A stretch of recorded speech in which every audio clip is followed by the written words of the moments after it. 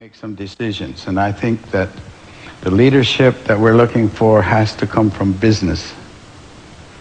Very, very important now because business carries more authority and they carry the economics of the world. Today, we're bound together much closer than we were so many years ago, 1,000 years ago. We're neighbors, and we're bound together by electronics.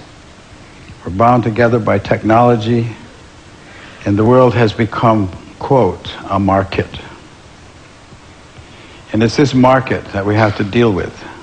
And it's this idea of boundless and endless resources. And when you say resources, you're talking about our relatives. You're talking about our family. Fish are our family. It's not a resource, it's a family. It requires all the respect.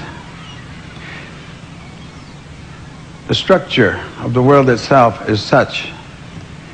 It functions on natural law, and the natural law is a powerful regenerative process. There's a process of regeneration that continues and grows and is endless. It's absolutely endless if everyone agrees to the law and follows the law. But if you challenge the law and you think you're going to change the law, then you're bound to failure. And in that failure will be a lot of pain, because the natural law has no mercy. It is only the law.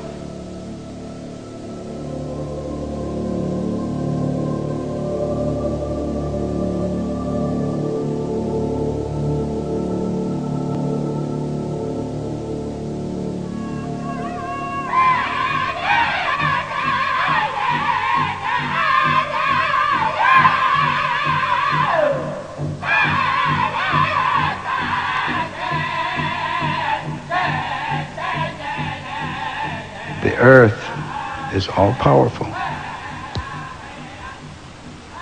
Wasn't made here for human beings. He said we're part of it. But we don't have to be here because the earth has its own process. And if it becomes to the point where you destroy yourself as human beings and you destroy life and finally leave this earth, the earth's not going to disappear. There's not going to be an end of the world.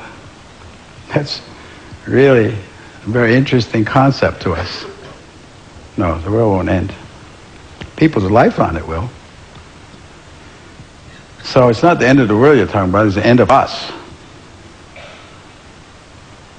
And the world, no matter what damage you think you've done to it, will regenerate, will regreen, will redo everything that was here at one time, except there won't be any people.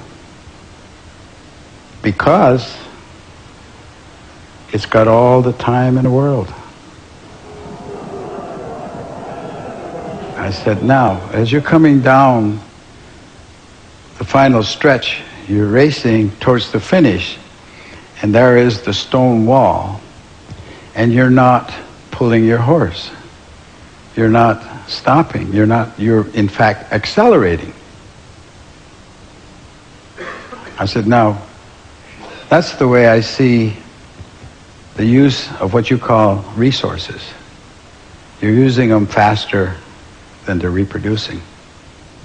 And you're headed towards that disaster, and none of you are pulling your horse. I said, take the example of a car race or racing cars. They have a yellow flag. When there's an accident or something, a yellow flag comes out, everybody gets into line, and they slow down, and they have sort of a common sense about that, at least. I said, do you have a concept of a yellow flag? Is there a yellow flag amongst your ideas or your thinking here? And one of the gentlemen, and they were all men, maybe 50 to 60, 65, he said, he said, I understand what you're saying, but to answer your question, no, we can't. We can't pull our horse, as you say, because, he said, we have to show a profit. As a CEO, I must show a profit. If I don't show a profit, he said, I'm fired. Simple as that. I'm out of a job. I have to show a profit. I said, to who? He said, to you, the stockholder. I said, well, are you married? He said, yes, I am. I said, do you have children? He said, yes, I do. I said, do you have any grandchildren? He said, I have two boys. I said, when do you cease to be a CEO and become a grandfather?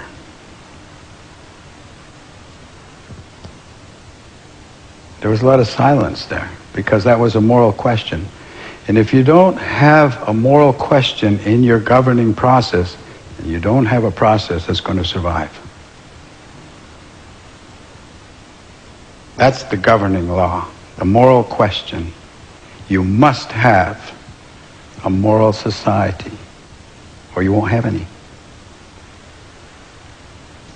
He couldn't answer the question, and neither could anyone else, because it was a moral question.